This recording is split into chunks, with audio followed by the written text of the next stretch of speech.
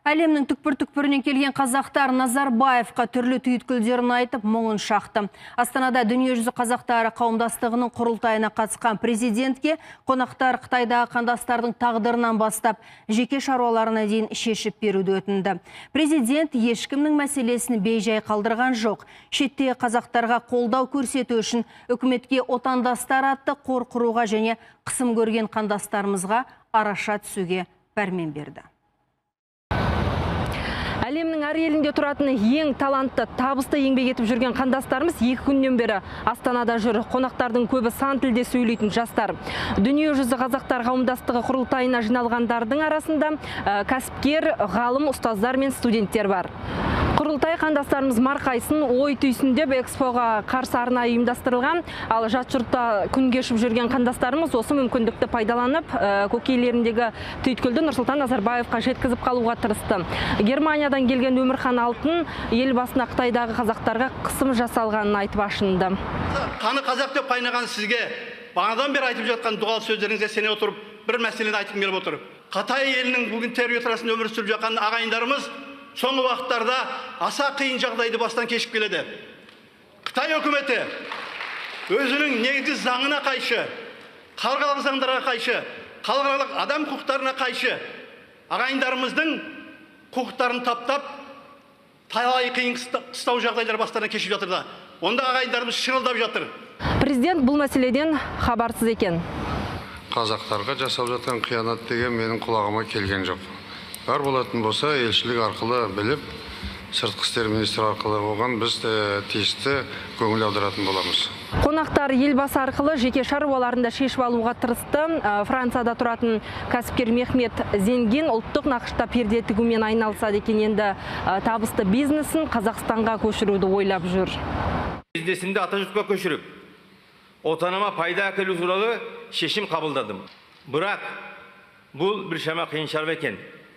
Өндірісімді орналастыру үшін жер сатып алу мүмкін емес. Жалға алудың да шаруасы оңай болмай тұр. Басқа да қағазбастылық кедергілер көп. Зеңген мырза, тұра тұрыңыз. Бізде заңымыз бойынша әлі жер сатылмайды. Біз көршілеріміз алып көріп отырсың ғой. Солардан қорқып қалған қазақпыз. Кішкене тұра тұруымыз керек. Президент кәсіпкердің мәселесін ауыл шаруашылығы министріне тапсырды. Кейін Нұрсұлтан Назарбаев жан-жақтағы қазақтарды, әсіресе талантты жастарды жаппай елге оралуға шақырды. Елім, жерім деп еміренген әрбір қазаққа Қазақстанның есігі әр қасан ашық, айқара ашық. Ешкімге шектеу жоқ. Жағдай бар, еліме келем дегендерге қауымдастық арқылы барлық жағдайды жасауымыз керек. Біз көшіп келетін ағайынға жол сілтеуді тұрғылықты жерінен бастауымыз керек. Біздің барлық елдерде елшіліктеріміз бар. Сол елшіліктер азаматтардың құжатын қамдап, қоныстанатын жер туралы кеңес беруге тиіс. Сыртқы істер министріне тапсырамын осында тұрған. Қазір 5 миллион қазақ шетелдерде тұрып жатыр. Бүгінге дейін 1 миллион қандасымыз елге оралған. Арасында спортшы, әнші, ғалымдар бар. Олар демографиялық жағдайға үлкен үлес қосты. Қазақстанда 1 шілдеде халық саны 18 миллион болады деді елбасы. Оның 70% қазақтар.